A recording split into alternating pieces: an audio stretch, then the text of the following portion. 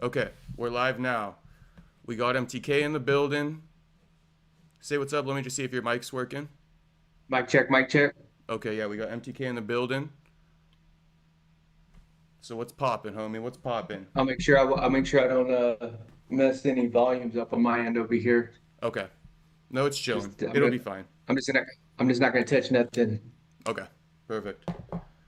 So episode 56, and this might be, right? This might be the last one with MTK and I for a minute to let everyone know. Okay? MTK got work stuff. He got to figure out his schedule. So, but we got starting in January, we got the monthly podcast with me and I Am Saturday. So we do have content coming still. Maybe MTK will return. Otherwise, I'm just going to carry it out probably by myself on the solo streams and I Am Saturday. Yeah, you've been killing it too. Yeah, they've been doing good. So Yeah. we got momentum now for sure. That's why it's like, you put in all that time. You feel me? We finally got the momentum going. But it is what it is. Okay, so we got James Rodriguez in the chat. Hello, what's poppin', homie? Today's headlines. Hold up. You see Conor deleted that tweet? I did see Conor deleted a tweet. Yeah. Conor just be trolling. Yeah, Conor does troll heavy, but he hates Khabib. That's for damn sure. Hey, give me a. Yeah. I got my mom here, so just give me 1 second. Okay. Okay. Let's see. Let's just go over some of the topics that Perry Punch has. Khabib and McGregor beef reignited. Ding. Ilia Topuria confirmed not fighting in January. Ding. Did see that. Paddy Pimblett fighting for the title in January, probably interim. That would be the best move, right? I would actually love Arman. It'd be too soon though. It'd be too soon for Arman. But I wouldn't mind seeing that. Honestly, the top three guys in the lightweight division, Ilia, Paddy, Arman. You could put see Charles. The rest of the guys, like it's the old guard. I want the new guard in. DC calls out Jan Jones. Yeah, ding. Bryce Mitchell accuses Trump and Netanyahu. Yeah. Of Charlie Kirk's death. Maybe. Shit. Who's next for Ilia and Islam? Ding. NYPD investigating UFC 322 ball. I mean, no one died, so who cares? Demetrious Johnson and MMA Guru show canceled. That's kind of big news. That's crazy. Francis Ngannou put hands on Daddy Dana. Ding, ding, and it's been a while since they were saying that even happened. Okay, I'm back. All right. All right. Shout out to everybody who's watching. And yeah, so you're talking about McGregor or something like that? No, just going over the topics you had sent me. Damn it! Your microphone it like got worse. Talk. Mic check, mic check. It's so faded. Really? Let me put a different headphone in and just see. Try it again. Mic check, mic check.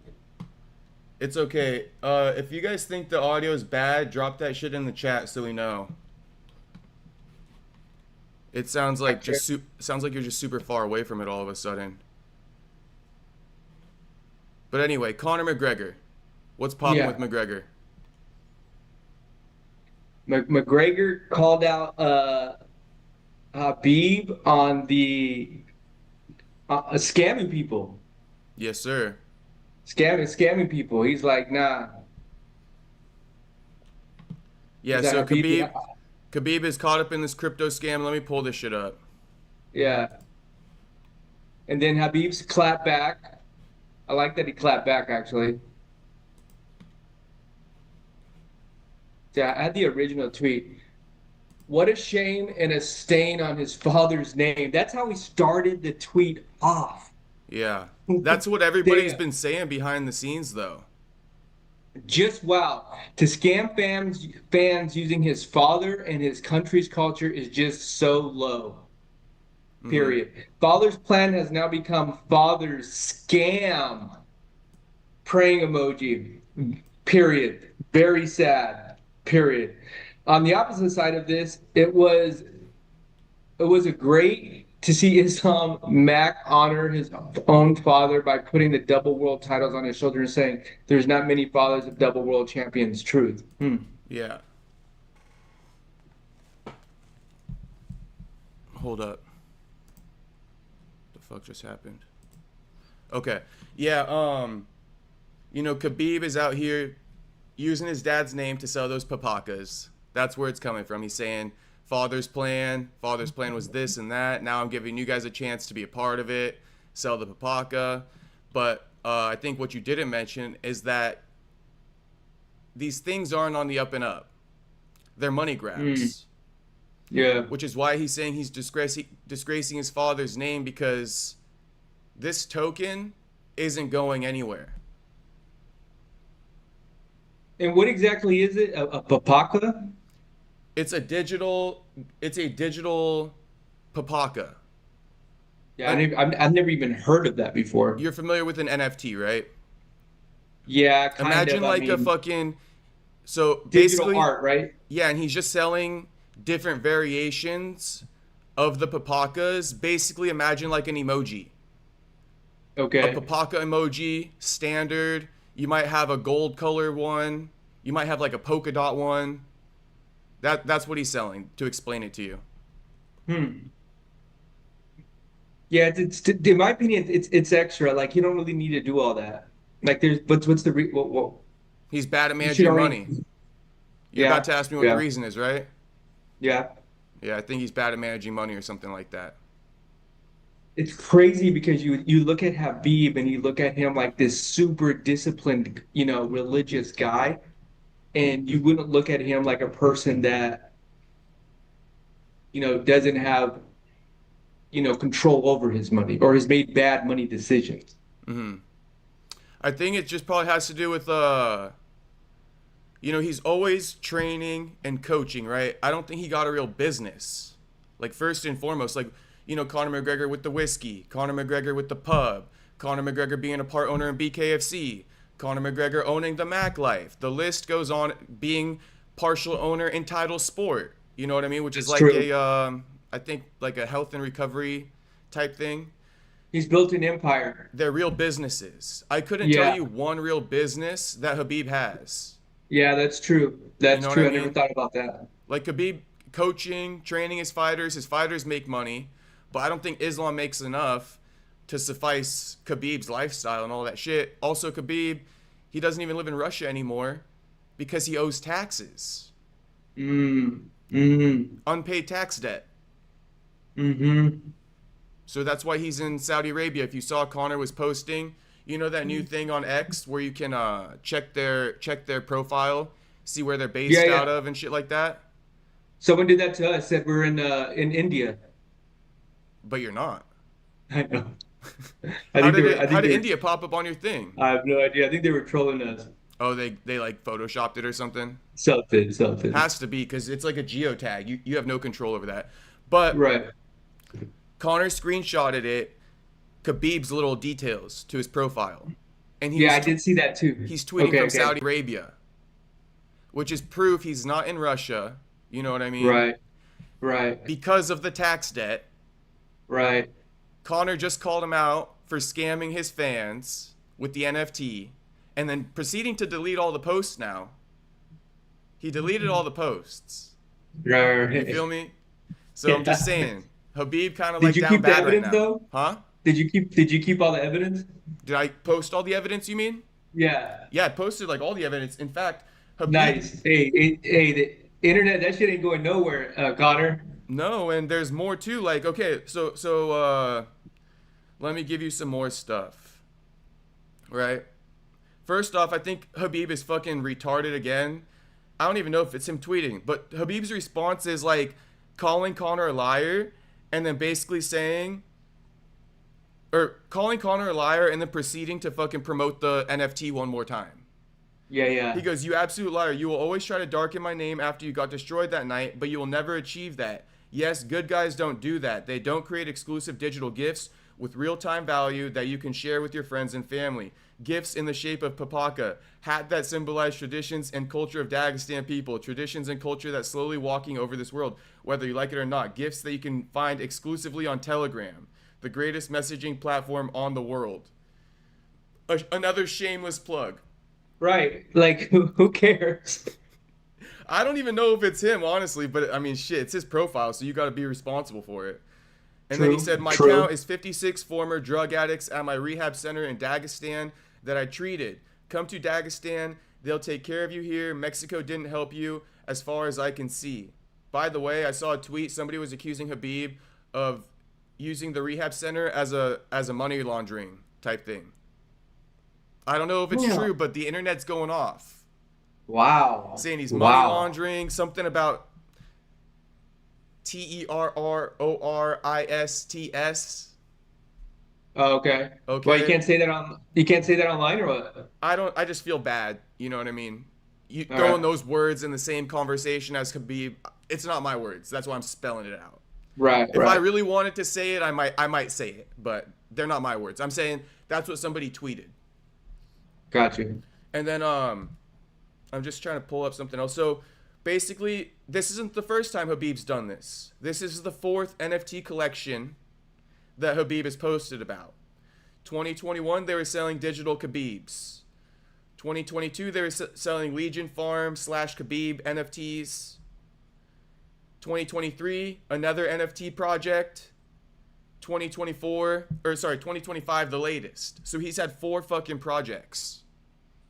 I wonder, like, what happens is, like, do you think people approach them? Because what, Hamzat's been caught up in something too, right?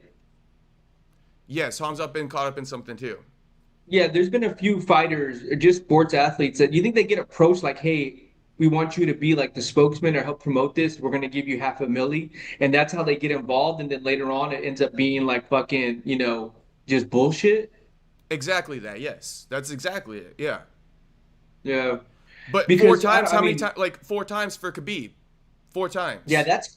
that's crazy work right there. I mean, because The it's one from 2021, right? That project from 2021, right, worth nothing. That project from right, 2022, everything sold. All those quote unquote collectibles, worth right. nothing. The Yeah, project in it's in the 2023, it's worth nothing today. So I don't like, come on, bro. Khabib knows what he's doing. yeah, yeah. I mean, yeah. He At knows what this he's point. doing. That's like me coming to you and be like, hey, bro, I got an investment. And then this is the fourth time I come to you and like, bro, the last three never worked. Like you're not even answering the phone call no more. Right. But he completely ignoring that, right? Because if Conor were to be talking the shit he was talking, why not just be like, fuck you, Conor. I've done 3 of these projects and they're all successful. They Right, went from like $50 purchases. Now they're worth like 300. Now they're worth right, like this much. Where is that? right. It's super simple, It's bro. true. If you're on the up and up, it's super simple. But you're not on the up and up. Those 3 previous projects failed. They pulled the fucking rug as soon as they pull the rug as soon as Khabib makes the posts. Yeah, yeah. Because that's all they want, really. So they get the That money and then the exposure. fucking price drops down, never to be fucking recovered again. Never to Hmm. fucking recover, never to bounce back. So that's why Khabib's kind of a scumbag with this whole thing. And on top of that, he got a tax debt that he's evading in Russia. He can't go back. Crazy. It's actually That is crazy. kind of it is kind of crazy because I put Habib up on this pedestal, Hmm. like just as this moral, religious, disciplined fighter. Even the other day, I was watching some like motivational speech. I was like, damn, dude, like this dude's like, really all in. And then, with the whole, religious aspect of it, you just have this picture of him. And then you hear these stories and it's almost like chink in the armor. It's like when you meet somebody and you start dating her and then you find out like, oh, that was your ex. Hmm. Oh, like I guess we'll still keep talking, but in the back of your mind, like, Yeah, these guys aren't as innocent as everybody wants to make them out to be. That's not even yeah, touching on the whole Dylan Dennis thing. But before we even get into that, I just want to also say Connor's not innocent in this. Zach XBT who's a crypto, basically like a tracker. He specializes in this shit. Of course, my phone's gonna fucking die as I'm pulling this up. 1 second. Okay. Okay, let me just read this to you. I got it on Instagram.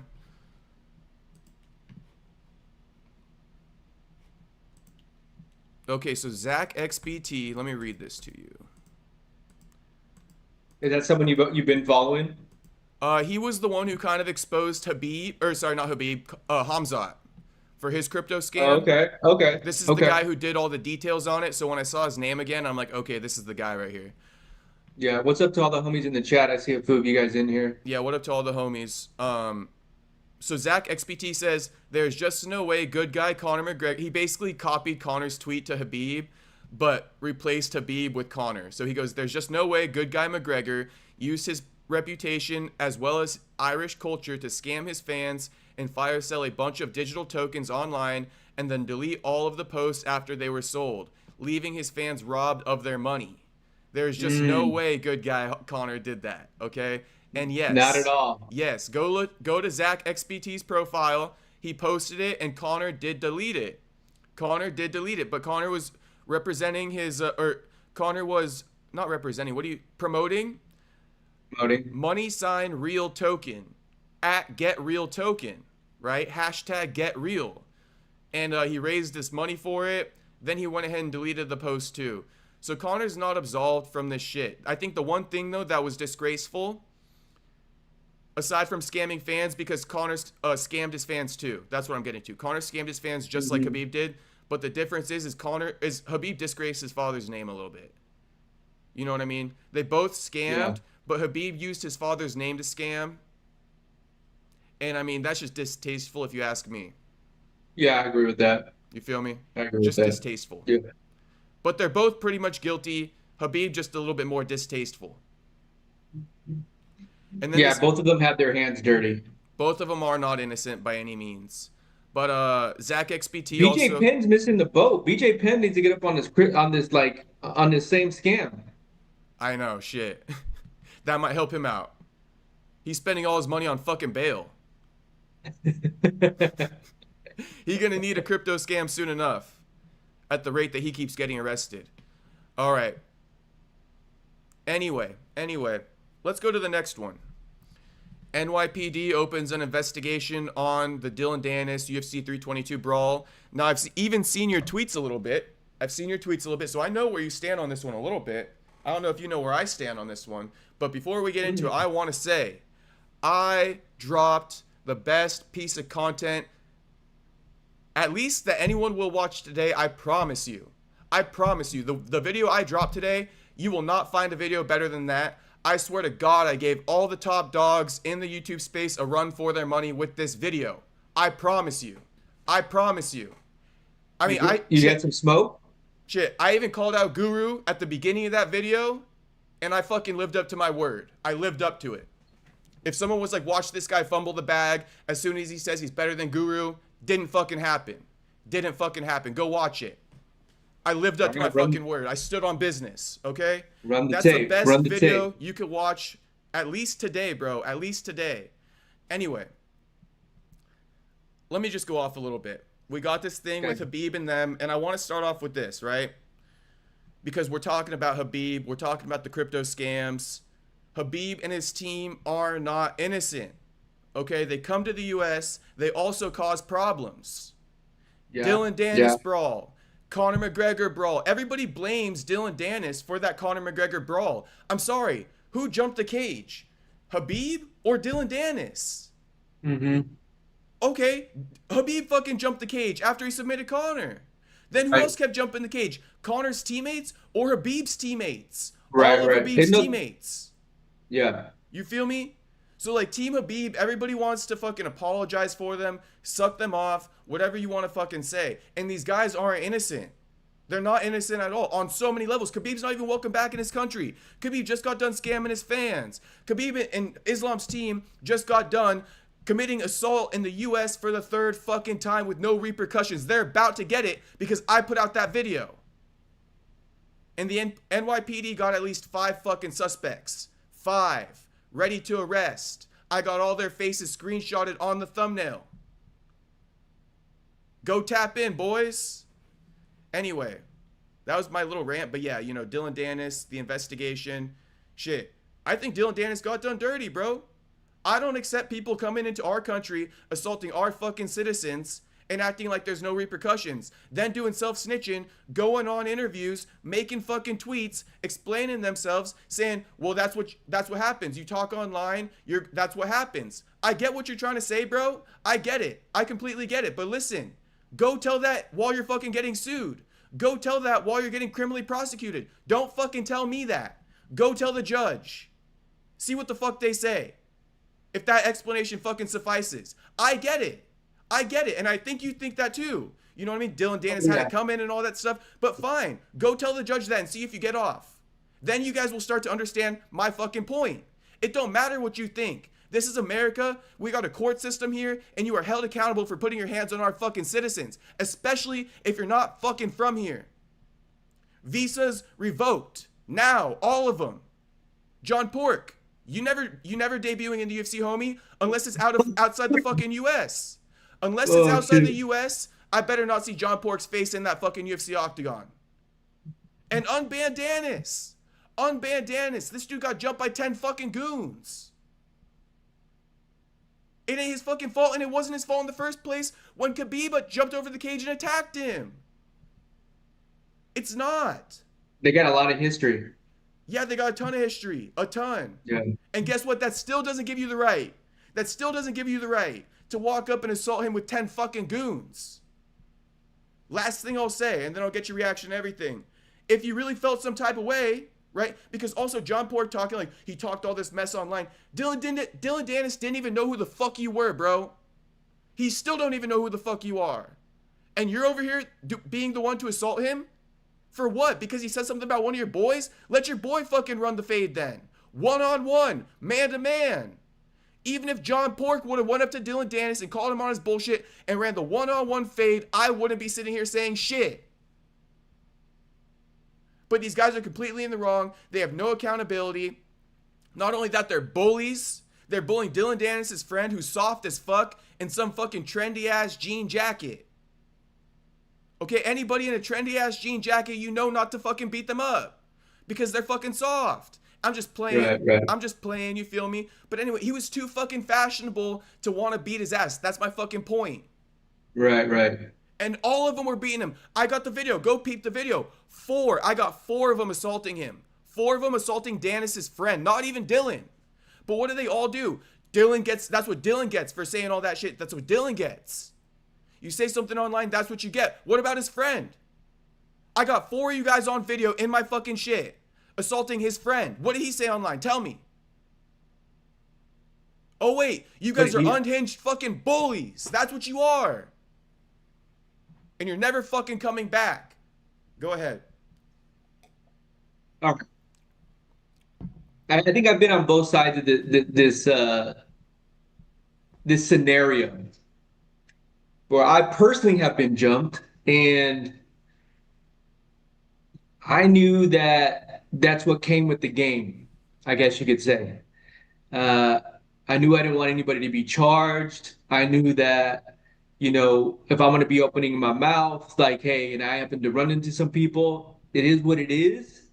Or even on the flip side of people doing that to other people.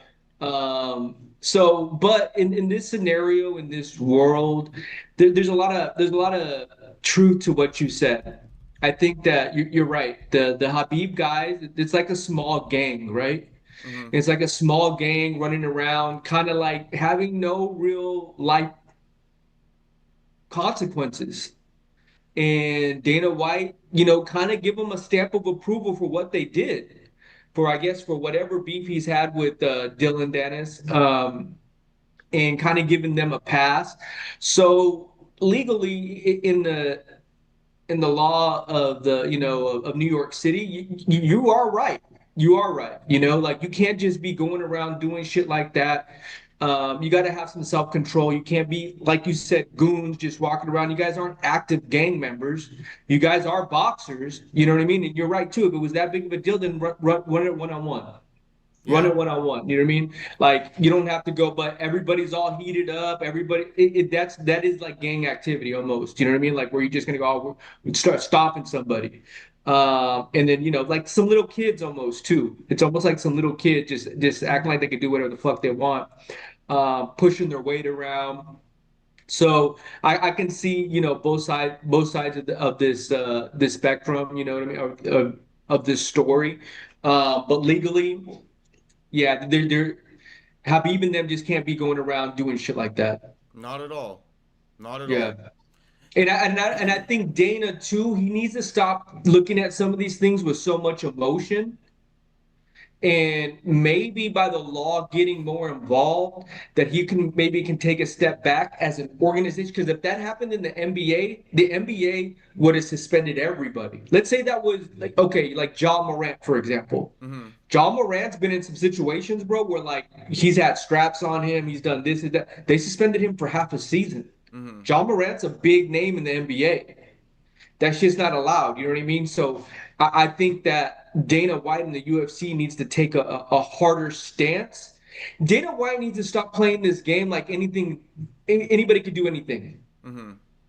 Because we've seen it escalate, and what if it escalated even more? Mm-hmm. What if this dude's in the hospital, fighting for his life, kind of like what happened with Rampage's son? For sure. Then how's the UFC gonna look at it? Because that shit could have gone way south.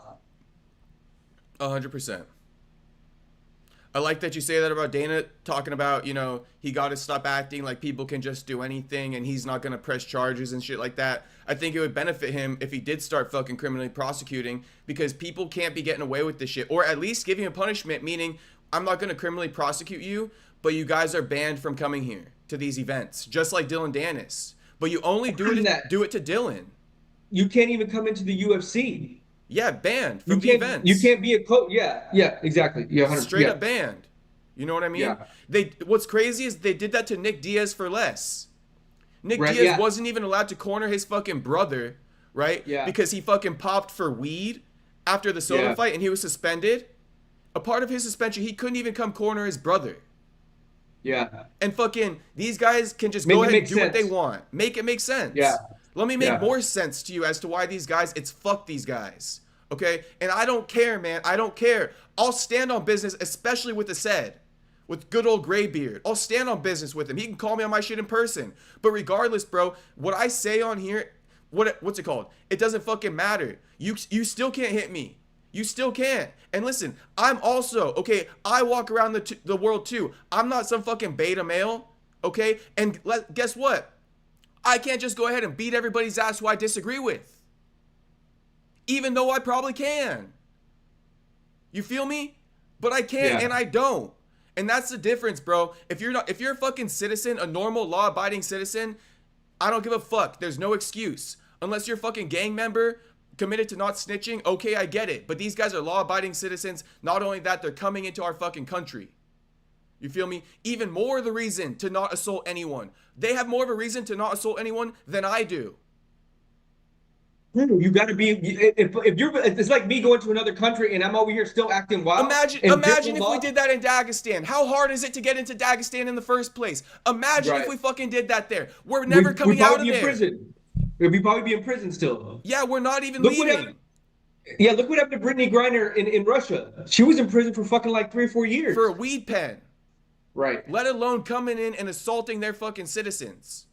Right. Yeah, I agree with you on that. I do. Let me give you two more points. As said, Mr. Graybeard, who I said I'll knock out, right? As said, Mr. Graybeard, he's the same who was assaulting Dylan Dennis' friend. Okay, this is the same dude who scaled the octagon and punched on Conor during the Khabib brawl. When Khabib scaled the octagon and punched on Dennis, all of a sudden, Ased comes running in from the crowd, scales the octagon, and punches up on Conor. And he's still in events today, and he's still doing the same shit today. Mm-hmm. He never learned his lesson because nobody fucking called him on it. That's why I fucking put his face, plastered this stupid motherfucker's face. Let me turn this fucking phone on and show it to the camera. I've had enough of these guys, man. I've had a fucking enough. Genuinely, this ain't no fucking act either. This is what's right, bro. And they fucking speak the loudest too, and their fans speak the loudest. So guess what? I'ma fucking speak louder. And keep it all fucking facts. Tell me once when I lie. Let me know when I lie. Let's see what the chat's saying. Hold on. What's the chat Fucking saying? Tekashi69. Can I put my glasses back on yet? They're gonna skip this part. They're gonna skip this part. Welcome back, y'all. Welcome fucking back. Welcome back. Okay? Tell me when I fucking lie. I want to know which lie I told. I got one more thing for you. One more fucking thing. Shout out Miata Boy. Miata Boy says, Jacob, you need to mention that Khabib slapped Conor's friend and started the beef. This all started because Khabib slapped fucking Artem Lobov in the hotel. This is how it all started, bro. That's when Conor came and threw the fucking dolly. Because Khabib pulled aside Artem and slapped him. Again, with 10 of his fucking goons. Outnumbered him. Tough in numbers. What did Khabib do? Or what did Conor do? Pulled up Dolo. Dolo fucking dolly through the fucking bus. Get the fuck out here. I'm by myself. Come see me. Come see me. Doing that to my homie. And then his fucking homie proceeds to sue him over the fucking whiskey company. Bullshit, bro. Bullshit. Conor came and fucking risked his life for you. Risked his fucking life for you. By himself, Dolo, just for you. Can I put my glasses back on yet? Welcome back. Welcome back, everybody. I know you skipped it. Welcome back. Shout out to Kashi69. If you know, you know.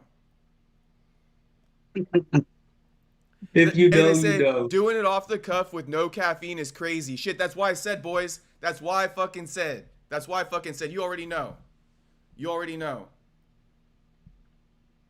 It's gonna be, it's gonna be interesting too. Once this kind of pans out, how if there are actual criminal charges filed, which sounds like they're going to be, what Dana's next response is. And the guys at UFC 323 better ask them. And I'm talking about the media guys. Thank you. Thank you. We don't need no fucking softballs to fucking Dana at that event. 100%. Asking about the city they're fucking competing in and shit like that. Please don't do that. Last thing I got for you. Now these guys, they got one thing working in their favor.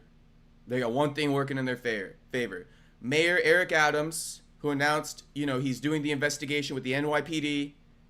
He's leaving office in fucking January. Guess who's replacing him? I forgot his name, but I know he just won his election. He's Muslim.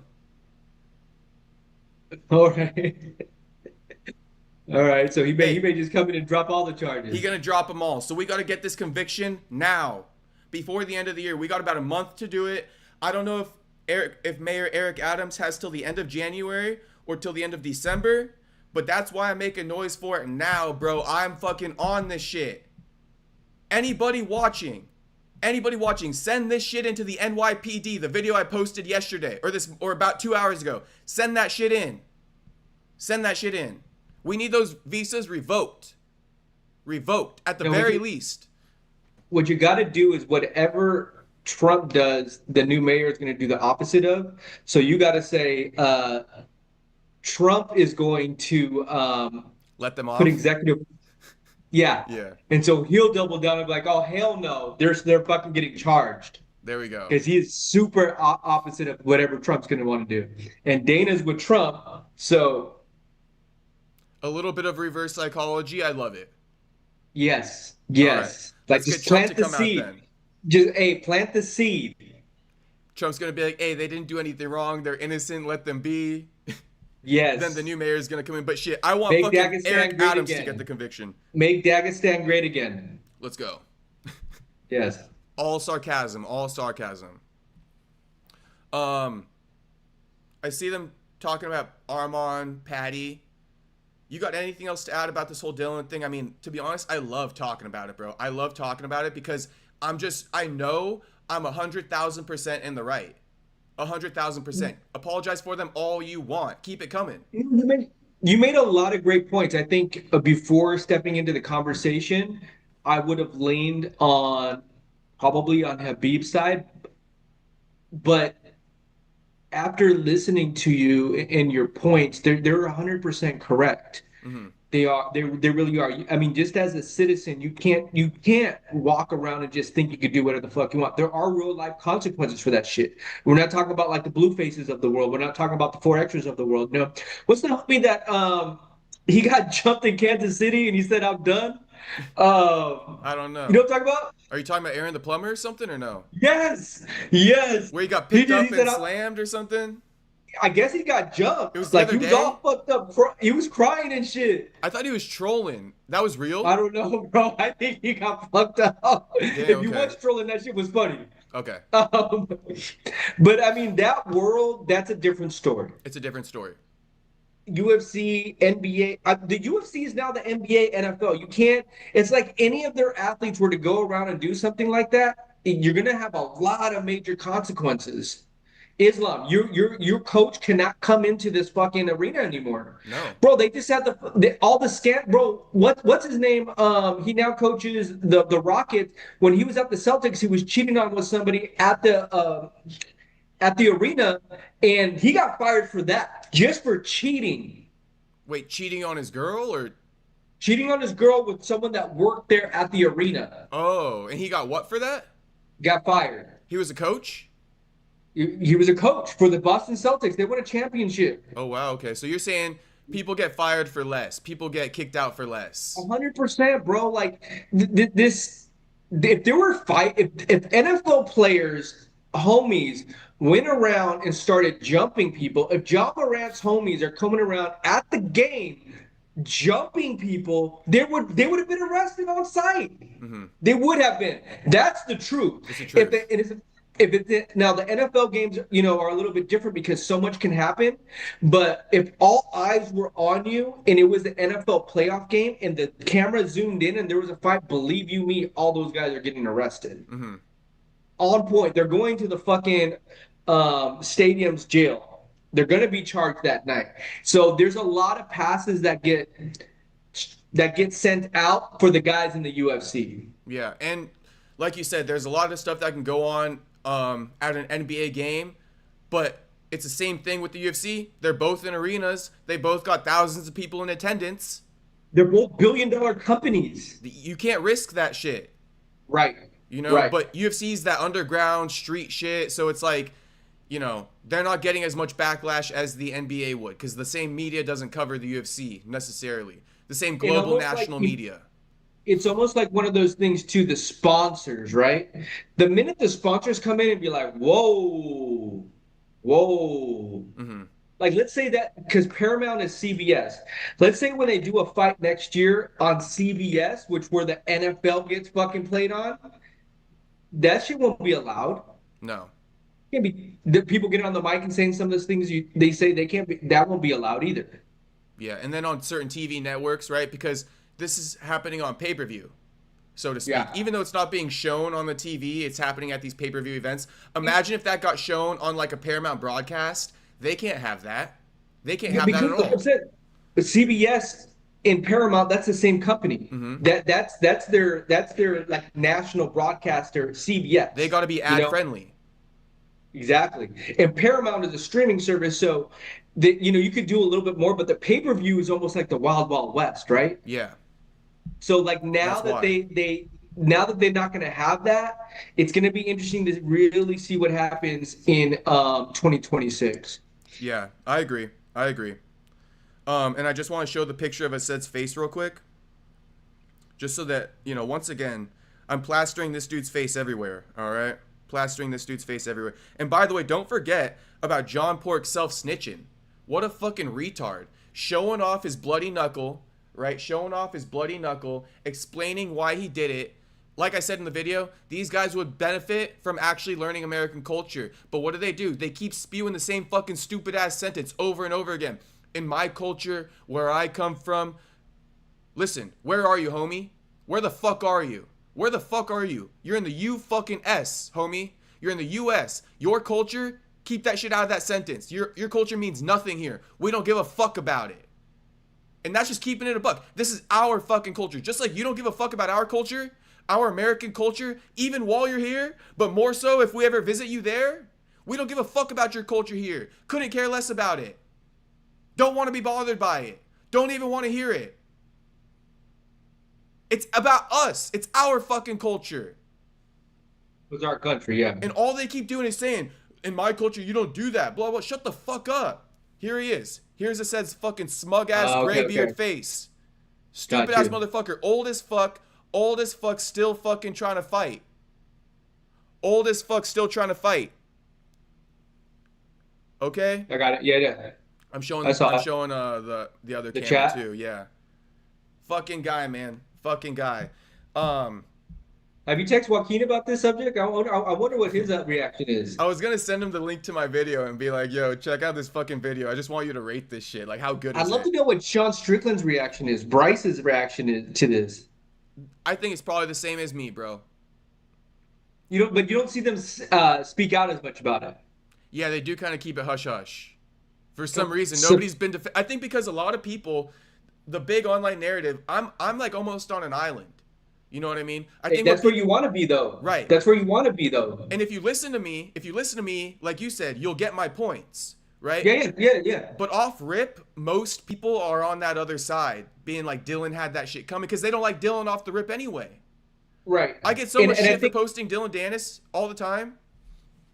Well, I think too, like you another reason you sold me is like, hey, this is our country, though. You know, like you gotta if you're from here. You know what I mean? You got to have some type of feeling about that.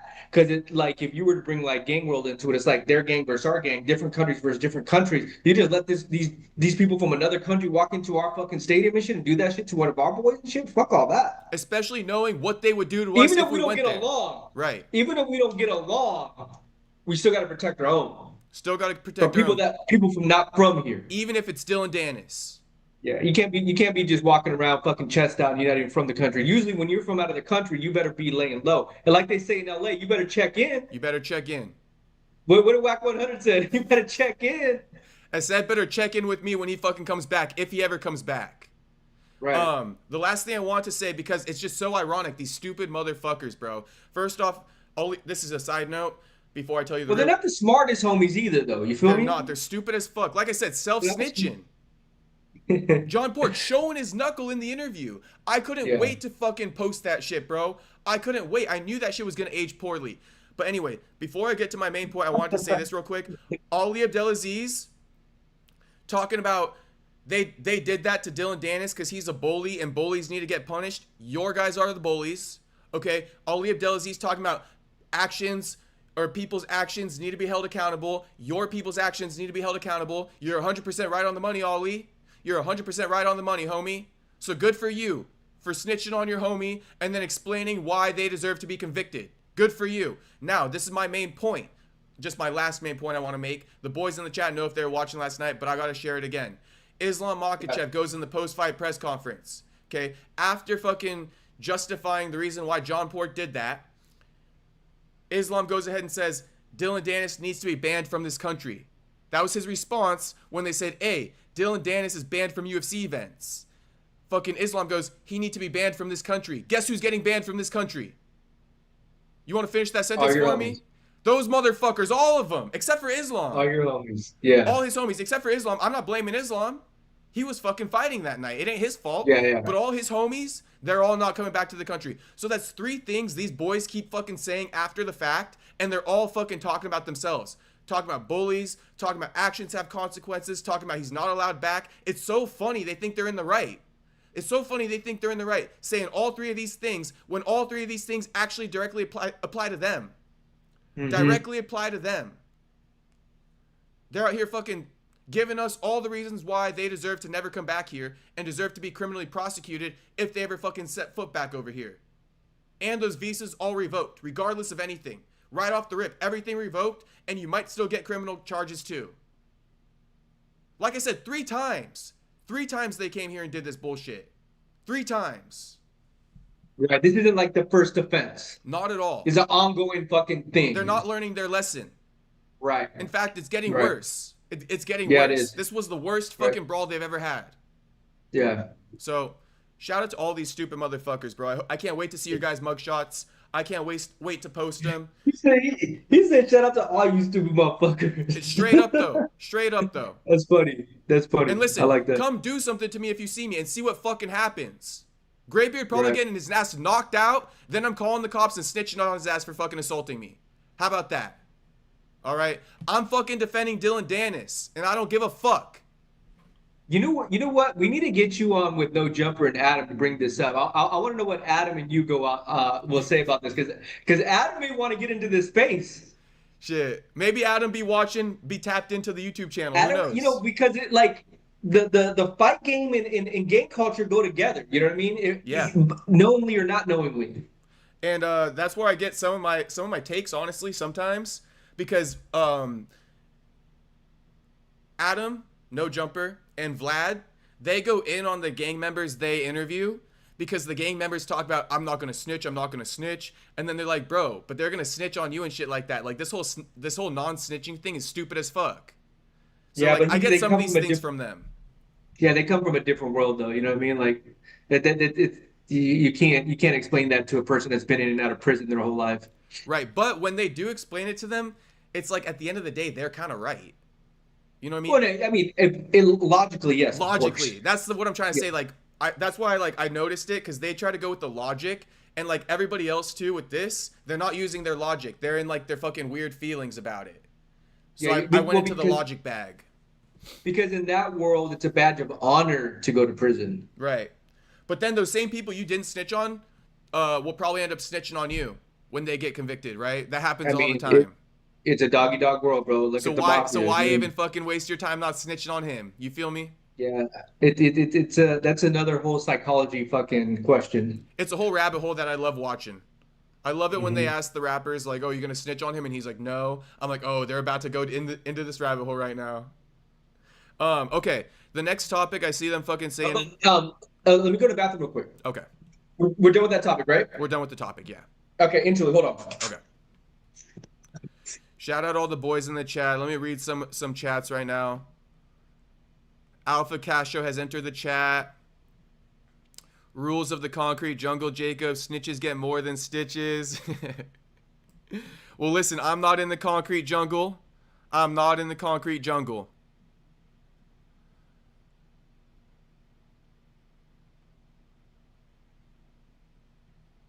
He ain't really getting jumped. I think one dude snuck a soft punch in while the other dude slammed him, but it was one dude who worked in for like 30 seconds. Oh, talking about what's his name? Aaron the plumber.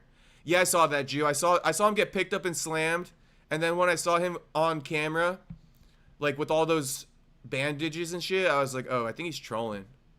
I think MTK probably didn't see the actual fight. That's why he thought he was actually messed up. But they didn't even really punch him that much. Yeah, we're going to talk about Arman, Paddy, this whole thing as soon as MTK comes back, MGal. What up, MGal?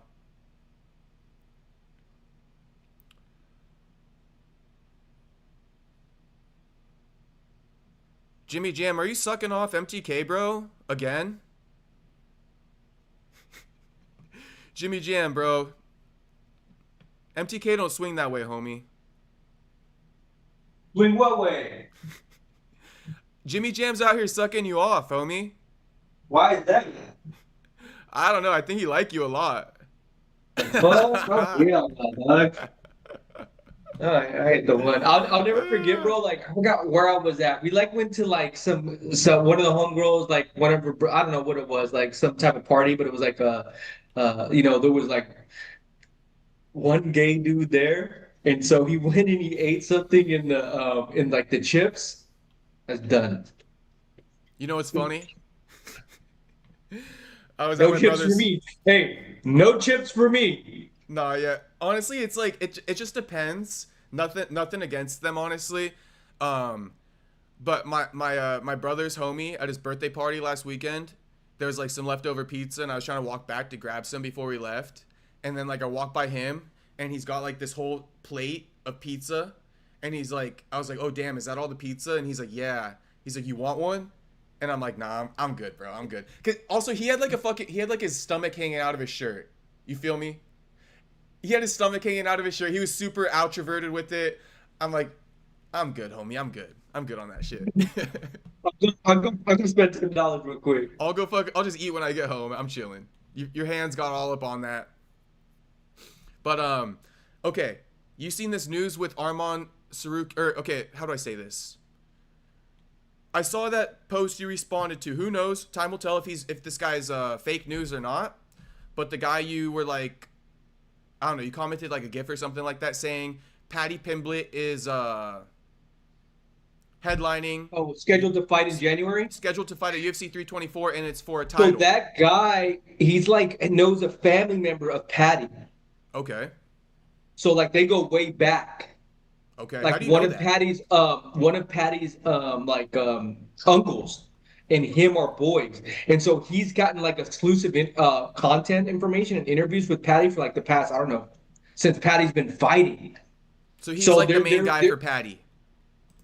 In this little Twitter space, yes. Okay. Yes. Like he's been on the mic at UFC events and gave him a shot out. Oh, really? Yeah, yeah. No, they got some like blood relatives like together. So like there's something to be there's some truth to what he's saying. You know, we'll see if it breaks, right? But usually he wouldn't go out and just say that. The guy Steve, I believe his name. Okay. It honestly seems like he probably will end up being right, but I want to wait and see. But he Here's got a my lot of question is, followers like, and shit like that, so here's my question is, so Arman's not going to fight in January. honestly, I that's where I'm leaning towards. You think Arman will jump that quick? Well, I'm just trying to piece this together, right? So hear me out. Number one, Okay. Ilia, they confirmed it, right? That guy, a different journalist, Ola Monero or something like that, right? But again, this guy was wrong. This guy was wrong. He said the whole thing about Ilia versus like Gaethje was booked. Remember that? And I called bullshit on that. Mm-hmm. You remember that, right? Yeah, yeah. There was that whole This post. summer? Yeah, that guy is now reporting something else, but I got to put it out there. He was wrong. He said that Paddy was or Ilia was fighting Gaethje at UFC 324. He said that shit. Remember, it's like he's back and all this stuff. He wasn't. That was false news. Now he's coming out making his own report again, not through an interview with Ilia. This is his own report. He's saying Ilia is out of UFC 324. I personally always thought Ilia was out from UFC 324. I never thought he was in. You know what I mean? But that's what this man's saying. So with Ilia potentially being out of UFC 324, follow me here. Ilia potentially being out of UFC 324, they're promising Paddy's fighting for a title on UFC 324. Well, the only other option is some type of interim title against Arman. And why do I say Arman with it being such a quick turnaround? Because Arman got asked the question last week during media day or something like that. If Ilia moves up or whatever the case, do you want to fight Ilia or do you want to fight for the title, right? And Arman said, I don't care about Ilia. I want to fight for the title. So I think it would make no difference for Arman if he has to fight Paddy in January for the title. And last thing, Arman did answer, and he said, And he submitted Dan in the second round, right? He didn't get injured. Yeah, and he so did. okay. He did already answer it too, and he's like, I'm willing to make a quick turnaround. Because I was even saying Arman's not going to be available for 6 months at the very least. But he said, I'm down to return in January, February, whenever it is. I want to fight for the title, and I don't even care who it's against. So I'm kind of leaning towards if Paddy's fucking guaranteed to fight for a title in January, Paddy Arman. But why not just call Ilia? Ilia should accept that shit. Why wouldn't he? Yeah, 100%. Here, let me ask you this. This is the other thing I keep on scratching my head on. Yeah. When are they going to? This is the longest time I've ever seen, or the shortest amount of time where they're about to announce fight news that has been under wraps. Usually they're fighting news 3 months in advance. We're almost into December. We're like 4 or 5 days into December 1st going to be here, and they haven't announced anything about the card. Confusing. I don't have an answer for you. Maybe it has to do with this whole Paramount thing in the switch up. I mean, I know they're trying to build it up, right? They're trying to build it up. But let me ask you this. Do you think they'll drop it after Thanksgiving? Maybe. I mean, it should be any day now because you're right. We're about 8 weeks out, right? Right. I don't know if fighters are getting told and then they're just being like, don't announce your fight, but you're fighting. Yeah, like I don't know. And I can see that, right? Like, hey, this is big for us. We're about to do the first card on Paramount. You're going to be on it. We need everybody to fucking hush the fuck up. I get all that. Yeah, I honestly do. I love that. Now it's just playing matchmaker behind the scenes with like content creators. Like, okay, who is it going to be? You know, who is going to? Because they're throwing out Nunez and Kayla Harrison. I don't think that's going to happen. I guess it is. But didn't Nunez like not? what did you say about her going into the pool? The drug testing pool. Yeah, we never even got a report that she's back in it, right? You know what I mean? So like there's still that. I can see Alex Pieta, who's it, Carlos Olberg. Yes. They were I can talking see about that. that. I can see that, right? Alexander Pantoja is already going to be fighting. Marab's going to be fighting. Islam just fought. Hamzat said he's injured. Tom Aspinall rematch. We could see that. Dude, Tom, yeah, Tom's the one who needs to return. He's been dicking around, bro. He's been dicking So look around. at you. We could do Tom Cyril rematch. Alex Carlos Oberg championship fight, and then who was the other one we did? Paddy and Arman. Now that would be sick as fuck. That could work. That could work. That could Now work. we're cooking. Yeah. Just to be clear, I did look up just now if Amanda Nunes has been tested in 2025, and she has been tested twice. So at some point Okay. she re-entered the pool. I don't know the month. You feel me? But with that being said, she probably is going to end up fighting Kayla. I don't care to see that. You know what I mean? And I haven't heard anybody talking about it happening other than like Ariel. But I do believe Ariel if he says that's probably going to happen for UFC 324. And let me just ask you this: out of those three big fights, those championship fights, where would Kayla and Nunez fall in the ranking of those? Gotta Like be the the bottom. last? Yeah. Yeah. Yeah. That's crazy. It's crazy. Especially 'Cause it because is a big Paddy fight. Arman is like interim. Yeah. You know? Yeah, I'd rather watch that. But you're right with the Patty and Ilia. We're dropping the ball here just because of how much hype you could build up. Here's the other thing too: by them dropping it so late, the hype meter doesn't get built up as high. Because we're robbed of like these weeks of promotional value, right? Yeah. Yeah. I I don't mean, know they're how gonna have, far out they do start promoting, but yeah, the clock's ticking. yeah. They have to go hard. I mean, it's not impossible, right? Because the other thing too, I was thinking about the other day is like the UFC. I was talking to a group of guys when they did Qatar. Yeah. Not one friend I knew would wake up to go watch to watch that prelims. I was like, man, I'm in a small, very community pool. I heard the same thing. A lot of people weren't into the It's a, card. I was surprisingly. well, I was too, but Yeah. we're diehards. See, Yeah. we're not the average consumer. They could care less. Because the UFC isn't promoting their fucking fighters, bro. Yeah, And I that's don't want another to. that we. Yeah, we always Yeah, go down that route, but that's why though. You know what I mean? That is yeah, why. It's always gonna fall yeah, into that. It's because they don't promote these guys. Nobody really knows them. So how are they gonna be yeah, excited to watch?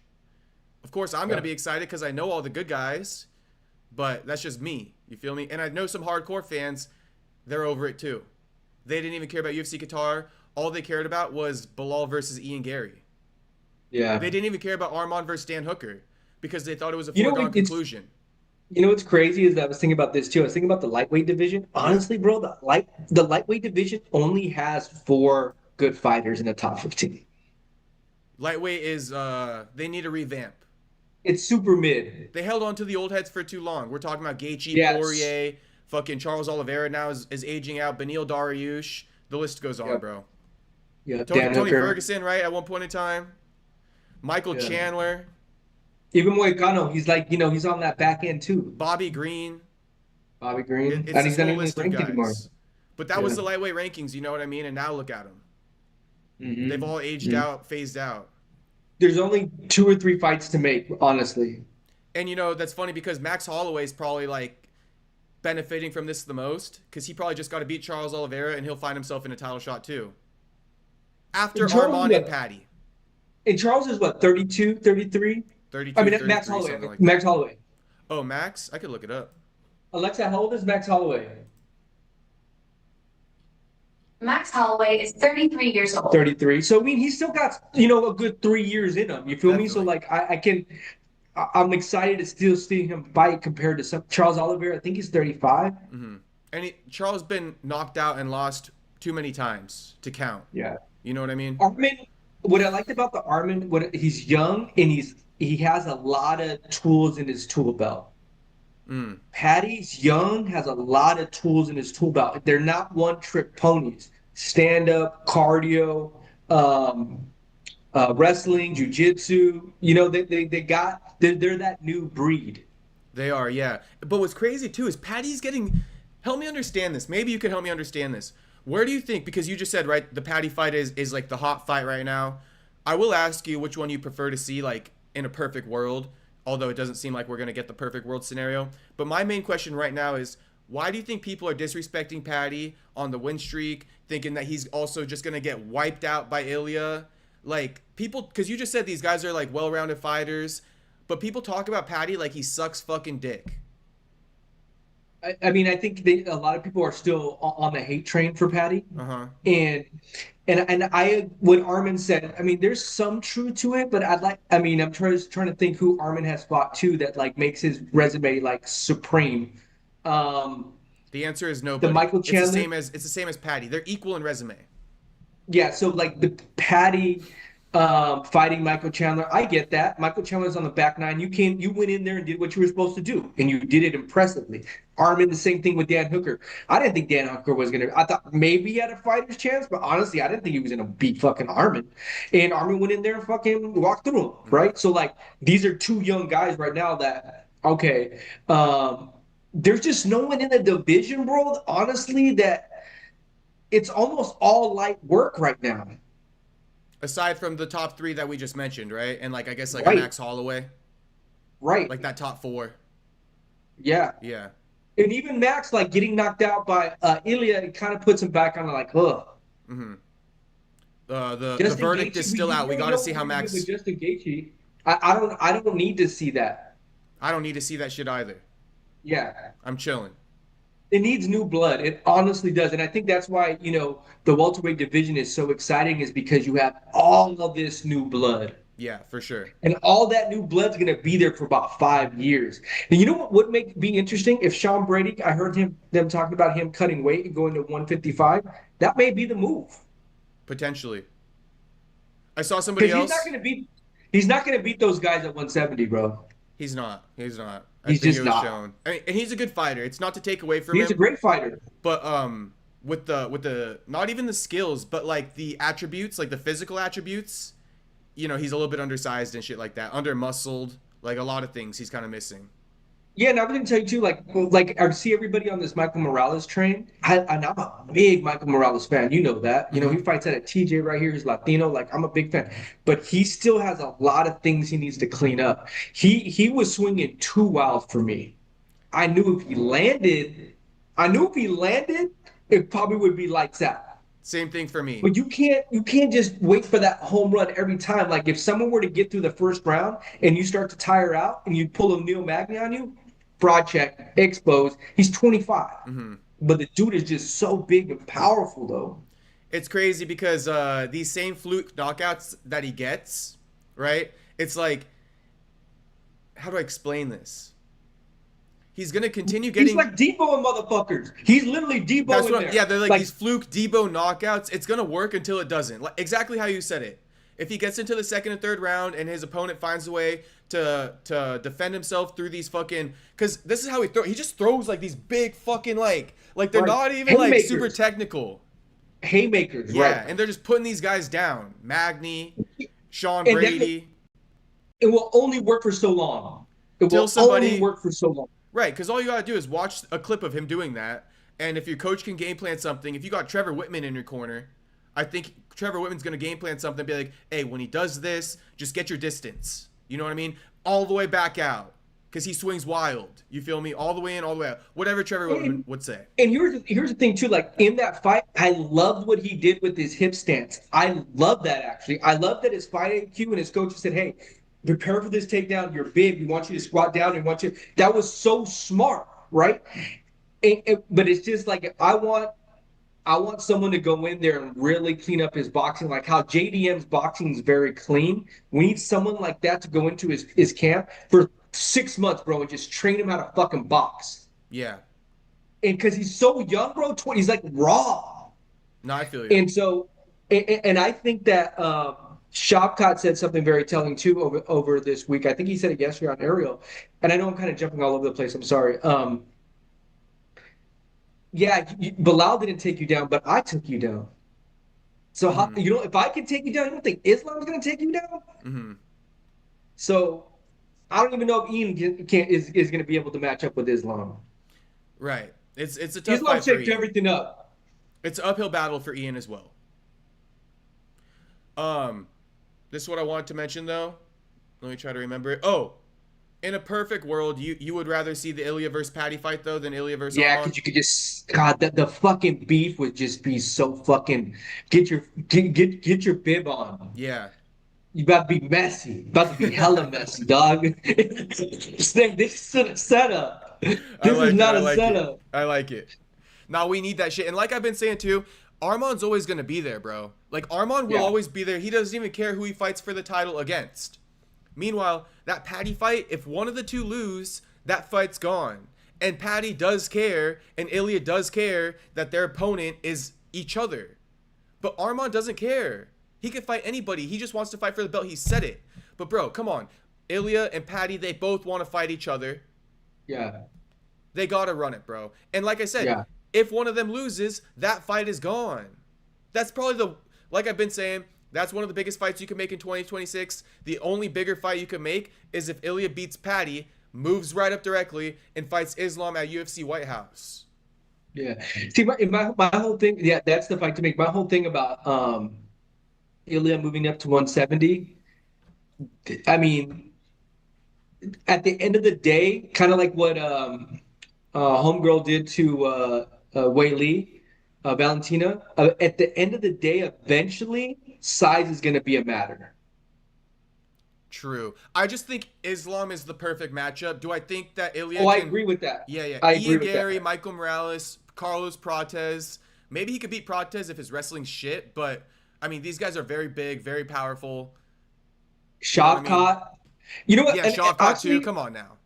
Shavkat, like if he can just stay healthy, I want to see him fight two of these guys and show us the old Shavkat. Because if we see the old Shavkat and he's healthy and he just does one knockout again, bro, everybody's gonna be like, bro, hold up.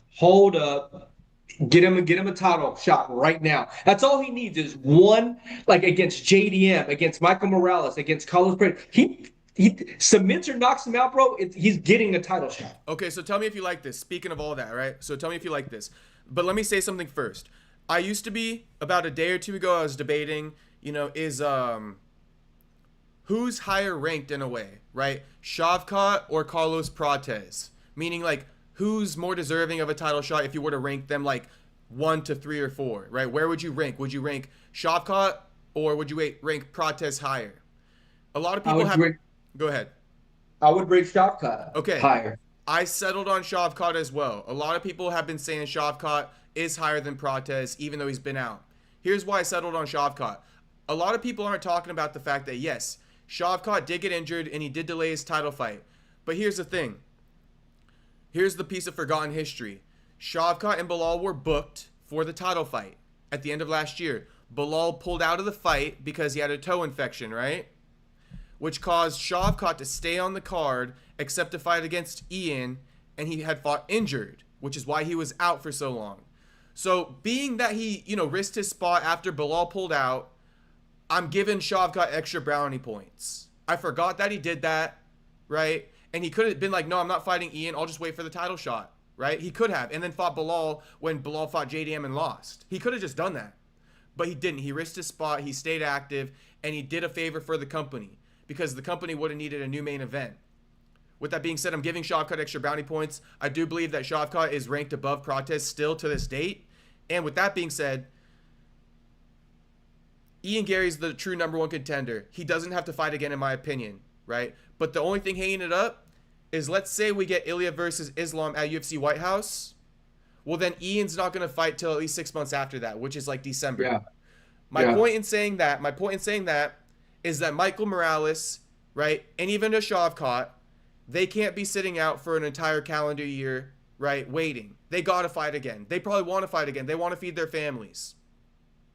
Run it for the true #1 contender after Ian Gary, right? So Ian's getting the guaranteed title shot in either June or December. Because if Ilia loses to Paddy, well, then we're just going to push Ian Gary up to that spot, UFC White House with Islam. Islam's first title defense, right? But if Ilia beats Paddy, we're going to go Ilia versus Islam. then let's let Michael Morales and Shavkat maybe even fight on that same card on UFC White House. Something like that.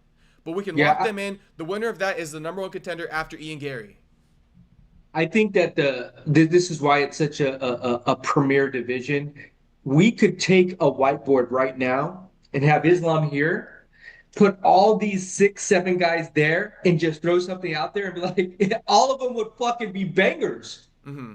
All of them. Dude, imagine they say JDM versus Michael Morales. That's another good one. Bro, JDM Carlos Prates.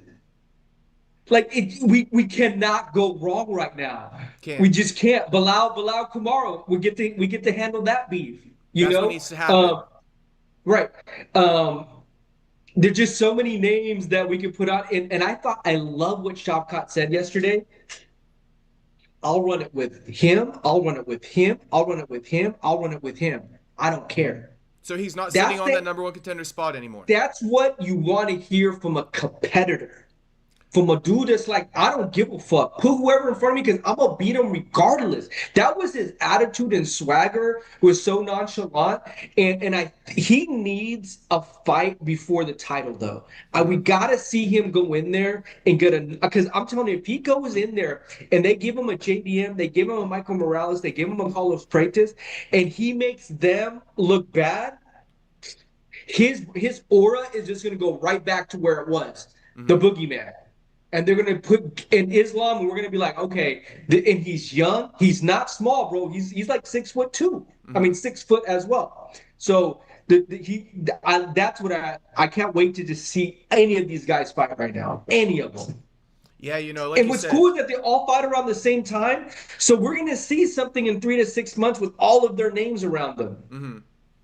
And, JDM not washed, even though he came off a loss, right? He's not going to be washed when he comes back. So let's see. The only person who's pissing me off is Usman. Like, Usman. These young prospects, they're all surging. They're all clamoring for title shots. You are, like, the last person who deserves it, bro. The last person. No offense, Usman, but run it with fucking Bilal, bro, and maybe we could talk. But again, we got other number 1 contenders after Ian Gary waiting. So you got to just forget about the title shot. If you want to move up to 85 and get a title shot there, you might be better off, bro. Because like I just said, we got Ian Gary, and then we're trying to find out who's next. And Kamaru Usman is not next, bro. It's either Morales or Shavkat. Yeah. I think that Ian Gary said something, too, about when he was asked about Kamaru and Shavkat. He's right. At this moment, they're either not fighting or they're injured. So if you can't put your money on fighters like that, Ian Gary's right. I've been active. I deserved it. Look at my list. I 100% agree with him. And I'm praying to the fight gods that Shavkat does not get injured anymore. I'm literally praying, like, because if he does that and he's able to stay healthy, who knows where this division will be in the next 2 or 3 years. Yeah. Michael Morales gets better. And he's 28, and we're like, bro, he lost one, but he just got back and he did the same thing. It's so gold right now. It's a great division. And I can't wait till they get Colby out, Gilbert Burns out. You know who I really want to see?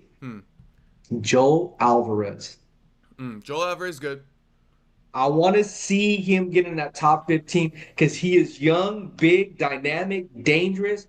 That's a name in there that can shake a lot of things up between the 10 and 15 rankings. Who you want to see Buck return against? Random question. I keep thinking about that too, and it's like the name. I kind of want to see him go against Sean Brady. A lot of people calling for that. A lot of people are calling for that. It makes sense. You got a plan B though in case Sean Brady moves down to 55. You got like a second best. People calling for the Sean. I would say Carlos Prates. Okay. All right, I like it. That's a big name, and he'll stand with them. Yeah. I'm gonna try to do an interview with Joaquin next week. He's got a grappling match coming up this weekend. But that means we got 3 fucking events to talk about. His grappling match, UFC Qatar, and UFC 322. All of it affects him. So I'm going to try to get him on and see what he wants. He's now at what, 10, right? Rank 10? I think 10, yeah. Yeah. Because then I think Carlos Prates is 6, so you kind of want that 6 number. Mm-hmm. And you want names where it's like both guys offer value, right? and like Protez offers value to Joaquin. Joaquin offers value to Protez. It would be a great build-up. They'll gain new fans. Put your fucking bib on, like MTK says. I love that fucking line. And the thing is, Joaquin will stand and bang with them though. Oh, of course. That's the thing. That's what the fans really get a win in that fight. Mm-hmm. And if Joaquin is able to take that name and that status and that aura, you're right back in the game. Yeah. You're now one fight away from getting a title shot. Yeah, I feel you. No, I feel you. Somebody saying I'd be more excited to, or Miata Boy says I'd be more excited to see Khamzat versus Usman than Usman versus Islam. Okay, so that kind of makes my point, saying like Usman, just move up to 85. Like these boys are too backlogged at 70. They've already ran it, so I can't see him moving up and getting an immediate title shot. Not immediate. He's still got to fight again. You know, he's still got to fight again. Who's the contender at 85? Who would be like Khamzat's next fight? Oh, Nasruddin. Yeah. Backlogged up there too. Yeah. We got to fight. We got to run not first. fighting until after Ramadan. So that could be what, April, May. This Ramadan thing really fucks things up for a lot of guys. And you know what? Credit to Bilal, because Bilal has fought during Ramadan on several occasions. That's crazy. So like credit to Bilal, bro. Credit to Bilal. That's crazy. These other guys, they just sit around and wait till Ramadan's over. Then they ask for another 3 months to train. It's ridiculous. You know what I was going to say too about the Ian Gary fight, Bilal? Yeah. That was a great test for Ian Gary to see somebody in there that was super gritty and kept with constant pressure. Yeah. So I thought that was a good win under his belt because he answered the bell. Yeah, he did. He did. He did answer the bell. And a former champion. I like it. I think I just saw Black Widow like go down the wall. No, but I liked Ian Gary's win. Respect to Ian. Hold on, let me get this spider. Okay.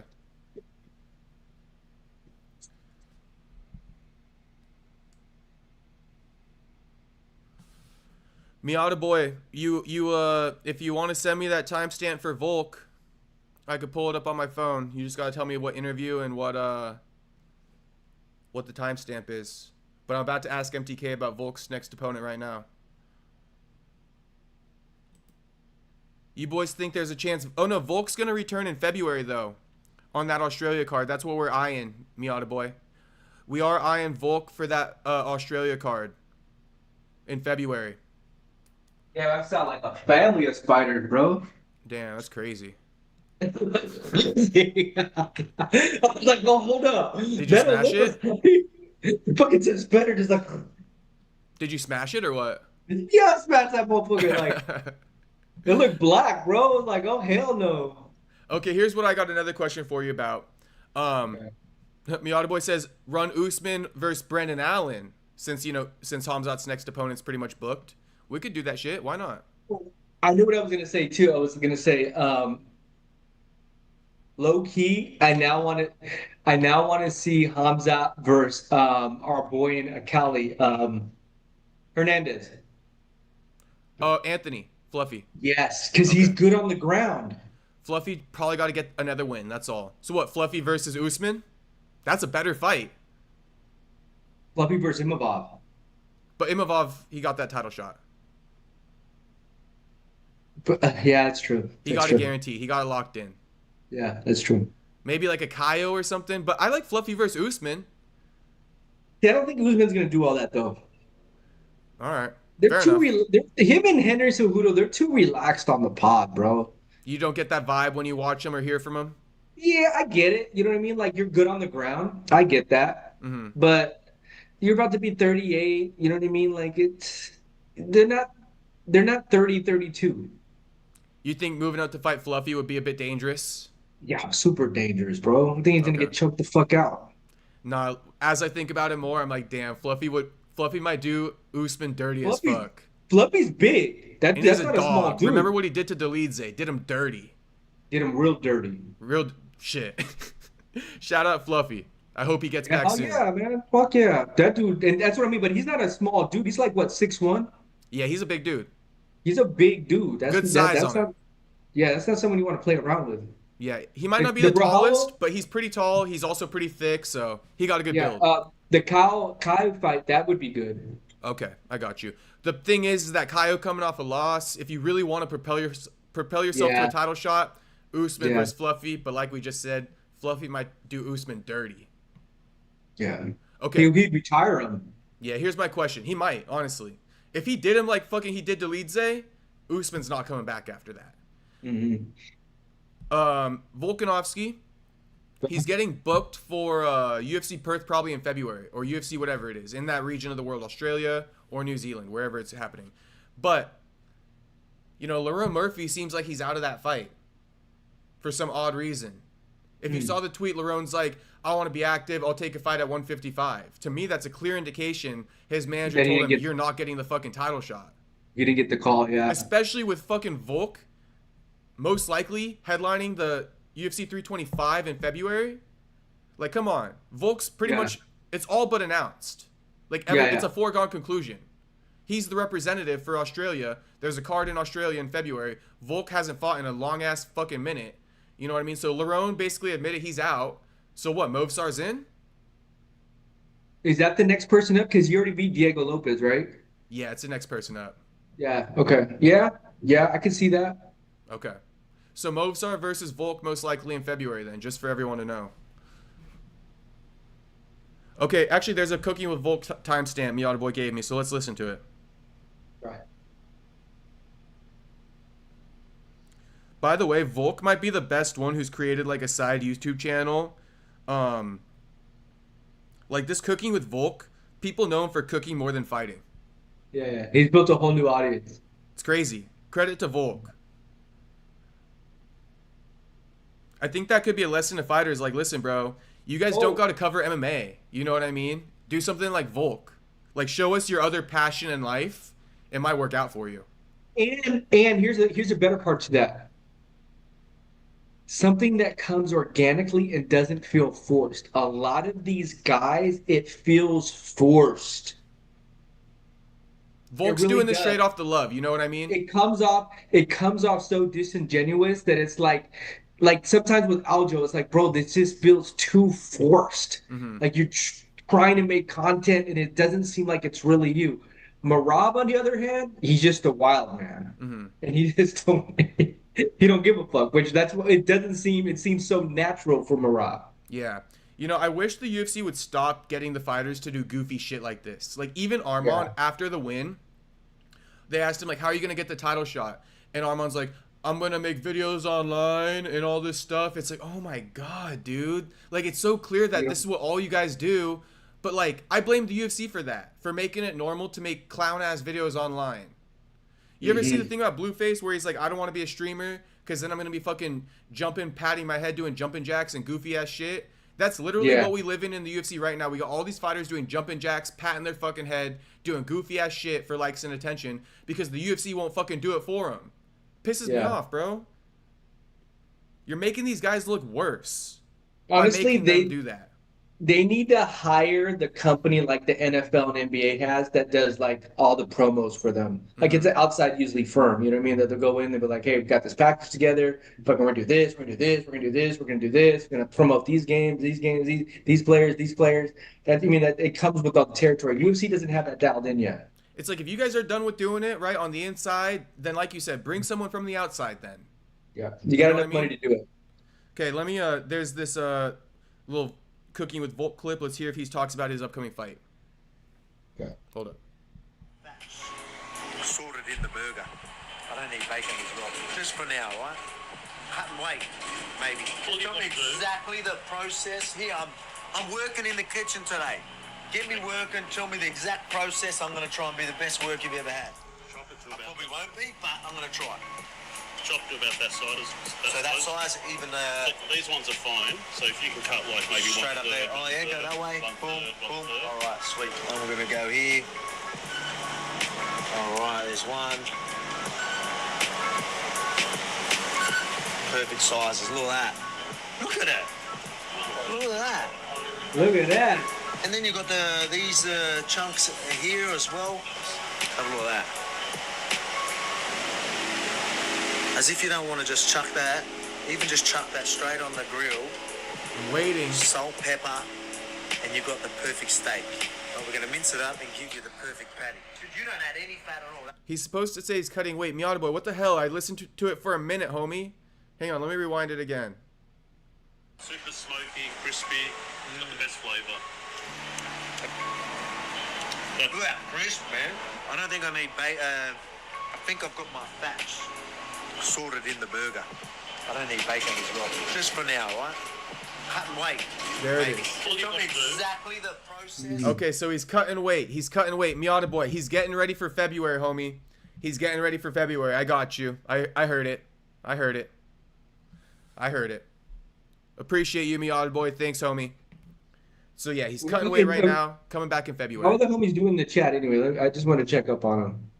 The homies are doing good. We got Jew saying, "Hey, Volk's food be looking fire." It does. Volk makes fire ass food, and on his I don't know what it is, his ranch or his farm. It's got a good vibe to it. You know how he does it over the campfire and shit. Yeah. I don't know. It's super produced well. Yeah, really well. They're only 1 minute clips too. Barely even talks. Super He knows smart. what he's doing. Super smart. I think we only got a couple more topics for the day. Just give me a second here. I was thinking about you when we were. It's funny you said that. Right when you said that, my battery said low. I got 15 minutes. I got 15 minutes left on my battery. Okay. Ian Gary on the mic. I thought you would be like, oh, that's what we're talking about. That's what we're looking for fighters. He went to every single platform he could to make his case. Yeah, and I respect Ian for that. Interview, press conference, social media. He did exactly what you would want to do. You were looking for when you're looking for somebody that's cooking in all areas. Check off those boxes. Good shit. Good shit, 100%. This might be a little bit of a backhanded compliment, but I'm just keeping it a buck. Ian, kind of goofy. Even when he talks, he kind of goofy. But it's and corny a little bit. But honestly, that works for the media. Because the more you can be goofy and kind of corny or turn up your personality, the more reaction you get, the more people actually sit there and listen to you. You feel me? Because they want to see you crash out, or they might like what you say. But Ian kind of opens the door for both, where his haters will listen to him and his supporters will listen to him because he's so corny in a way. Yeah. The only other thing I was thinking of about him, and Shavkat too, he really made his case for me yesterday. Where are the finishes, Ian? Yeah, that's what everybody's saying. You're good, but it's every time all you do is edge out a win. I agree. You know what I mean? He does. You just do enough, and you're smart enough to do it by the point system. Mm-hmm. But where's the finish? Yeah. And then look what happened. He didn't finish Protest. He didn't put him away. Protest made him pay for that shit the last minute of the fight. Mm-hmm. But same thing with MVP. It was a little bit of a dud. Grappled him and shit like that. It's all good. It's all good. I don't want to criticize Ian too heavily. He was tapped MVP. I remember that one because I was like, oh shit, he got MVP tight. Yeah. Tight. But he was smart enough to take MVP to the ground and not play this karate game with him, so he wasn't going in and out on him. No, yeah, for sure.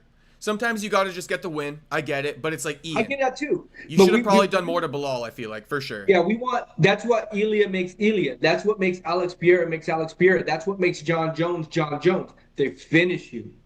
You shock the fans, you know what I mean? The fans don't see it coming and you get that knockout. What fan predicted Pereira was going to knock out Magomed after that first fight? Nobody predicted that. You know what I mean? So Pereira shocked the fuck out of the fans. They love it. Ian Gary needs to fucking deliver a good knockout in the next one. He does. Yeah. Because the competition is not getting easier. So, let me ask you this. If we were going there, Michael Morales versus Ian Gary, who do you think is going to get the knockout? Morales could cold fucking Ian Gary, knock him out cold. And what Ian Gary would do is he would just try to weather that storm, use his length, head kicks, until we get to that second, third round. That's where he's smart. That's where his fight IQ. He is smart. Until fucking Morales catches him with one of those winging punches. Dink. Yeah. If Protest put you down, I think Morales might put you down with one of those too. Yeah. Okay, I got a good one for you. Real quick, I'll just read one chat. Saxby says, when is Ilia fighting? Not in January, I guess. Saxby, I guess not, even though that pisses me off. I guess Ilia's probably going to be fighting in March at the soonest. It's got to be March. He cannot wait longer than March, bro. I know that report from Alamero said like March to June or something like that, but bro, it cannot be. It cannot be. Ilia can't be out that long. Cannot be. He got to fight at least in March. But I say, if the UFC is offering Paddy this fucking fight in January, and I find out that they never offered it to Ilia, I'm going to be pissed. In other words, the only reason why Paddy versus Arman should happen in January is because Ilia turned down the fight against Paddy. Yeah. Otherwise, somebody's fucking around messing something up. You know what I mean? Because Paddy or Ilia should at least be offered that fight. Why is Ilia waiting so long? What's the advantage? I thought it's because Justin Gaethje was dicking everybody around. I thought it was all because of Justin Gaethje. Yeah. But now Ilia's not fighting in January, and then I'm hearing Paddy and Arman probably will. That's what's just messing me up completely. Like, what the fuck happened to Ilia? Like, genuinely, what happened to him? I would have figured he would say something if he was injured or he can't take the fight. I figured he would say something about it. Yeah. So, Ilia, let's just put a big question mark around him right now. You know what I mean? We need a big answer from Ilia. Dana, give us that fight news. I hate the way, too, Dana breaks the fight news. It's like, oh, I'm going to go on Instagram Live. Like, can we get a certain date, time, ready? I know. Even be like, I'm going on live at like 3 p.m., but we got to wait for you to just pop up on live. Right. Like, you don't even give us a time. It's just like, Dana's going live today. It's like you're like, what's that called? Like when you're stalking somebody? Like you're stalking Dana White in UFC? Yeah. Like that's, I mean, it's unnecessary, bro. Yeah, just tell me when the fucking time is, bro. I don't want to keep your Instagram It's a million super times. unnecessary. Yeah. Super unnecessary. Let me see. Okay, so Saxby goes, if Ilia is fighting in March, then it's versus Paddy because March card is in London. Okay, I didn't know that. I'll take your word for it now, Saxby. I got to verify that later. But Saxby saying March card is in London. If so that's only the case, I'd be more than happy to wait. True. Because London would be good smoke. Yeah. That'd be great smoke. Mm-hmm. Okay, I got a crazy one for here's you. the other thing, too. I don't think the champion would want to go to Paddy's home. True. So You want to be? If we're not going to do it at my house, I want a neutral fucking field. Yeah, and so if they are gonna fight, it's looking like January or April. Right? April's when they come back to the U.S. February, March, they're gonna be out of the country for the numbered cards. But man, I like how we're doing a process of elimination. All right. No. this is what we're left with. But you know what I mean? So much has happened. We're able to knock off so many. Like, notice we haven't even brought up Gaethje's name. Like, we knocked so many things off at this point. But remember, 2 months ago, I had to advocate and be like, Gaethje not getting it. I refuse to believe that he's getting it because everybody was saying he's getting it. So now Gaethje's off. The process of elimination continues. Yeah. I mean, the thing is, too, but the Gaethje, I love him, but we know what we're getting. We're just going to get a brawl. Mm-hmm. Arman, Paddy, Ilia, we're gonna get a real technical fight here, like on the ground, on the feet, like real strength, real youth. Wherever it goes, they can hang more than Gaethje probably at this stage of his career, especially. They're just not gonna just be swinging at the fences to get a finish. Yeah. Okay, so Saxby also just mentioned though. See, this is why I love the chat sometimes because they're educated, bro. Like Saxby goes, but Aspinall can fight in London. So we'll see. They got two people. Then. Yeah. I like that. He's the champ. Maybe have Cyril Gahn come to his hometown for eye poking him. I like it. Right? Because you just said Ilia doesn't want to go to the challenger's hometown. So I don't know. Yeah. Maybe Tom have the fair. challenger come to his hometown, especially with that fucking eye poking That's shit. fair. Yeah. That's okay. Fair. I wanted to say. And I hope Waldo Cortez fights again UFC 323. Shout out to Waldo Cortez. Okay, we're going to end on Waldo Cortez. I was going to bring up Bryce Mitchell to you because Bryce Mitchell released episode 3 of his podcast, Arc Insanity, and I know you love a good Bryce Mitchell rant, but I'll just give you the cliff notes. Bryce Mitchell went on to Arc Insanity. You know the whole Charlie Kirk passing? Yeah. He straight up accused President Trump and Benjamin Netanyahu for being the one to cause his assassination. He thinks they're behind it. And he says, I mean, I don't think he's behind it. I don't think they're behind it, but they definitely stir the pot to get people in bad positions. I got you. To build emotions on one side of the fence and make a collateral damage. Hey, my hands are clean.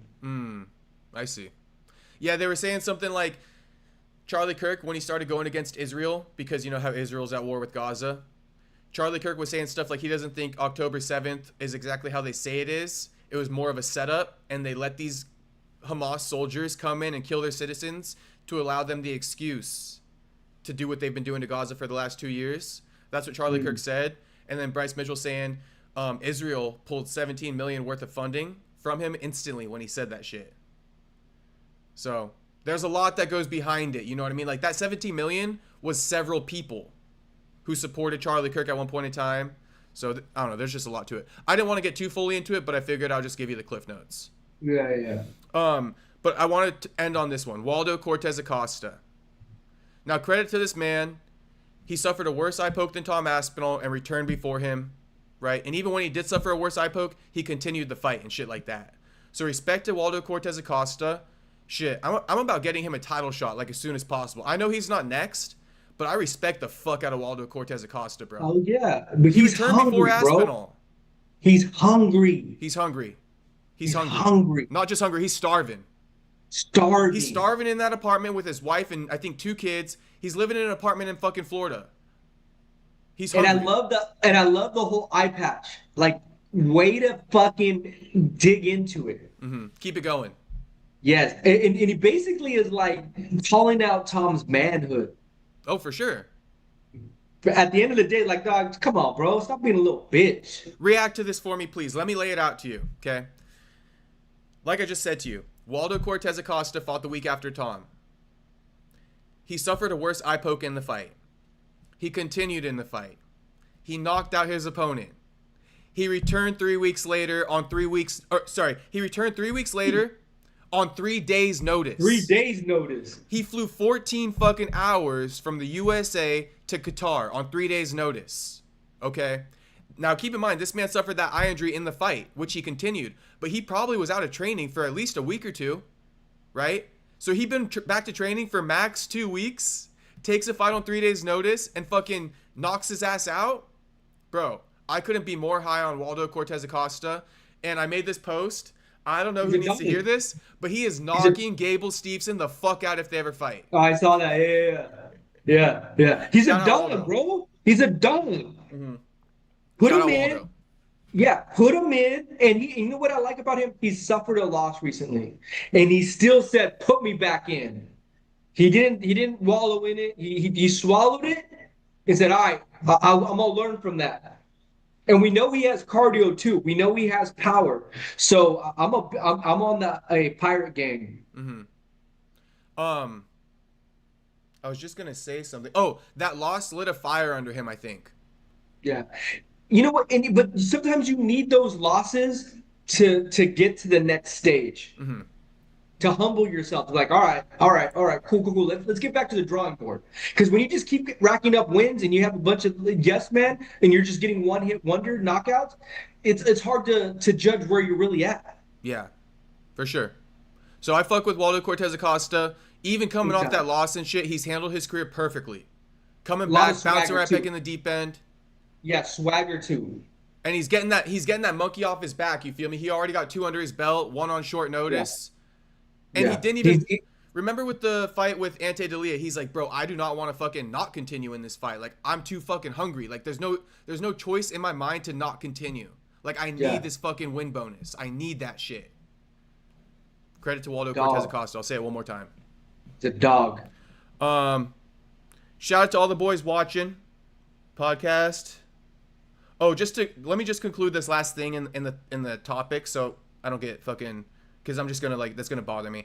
It's only gonna be a minute though. DC calls out John Jones for not being with his family during Thanksgiving, and I mean, just to put a cherry on top, he's in fucking Chechnya with their warlord over there, Kadyrov. You know what I was wondering is, like, do you think that's been pre-recorded? Do you think that's like 2 weeks ago? I don't know. That's a good question. You know what I mean? You know what I mean? Because a lot of times it's like this content isn't being released until after the fact. Because the normal people, I think, like you're talking about too, if you relate it to normal people don't really post when they're at a certain place in that moment, right? Yeah. For safety reasons. right? Like if you're at a restaurant, you're not going to post that you're there right then and there because Especially when you're a star. when you're a celebrity. So Yeah. yeah, that's a good point for sure. Yeah. Because what, John Jones going to get bombarded at the airport now when he leaves? Come on, Right. those people in Chechnya, of course they want to meet John Jones. But and on the flip side too, DC's right. I doubt he's with his family for Thanksgiving. So Yeah, I doubt it too. Shout out John Jones, man. He's got the generational fumble right now. Nobody's fumbled the bag bigger than John Jones has in the last decade. and still a star.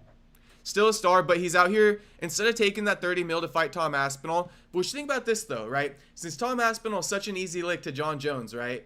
John Jones could have already been fought Tom Aspinall for that 30 mil. He could have already been beat him, and he could have actually been fighting Alex Pereira at UFC White House for the actual heavyweight title.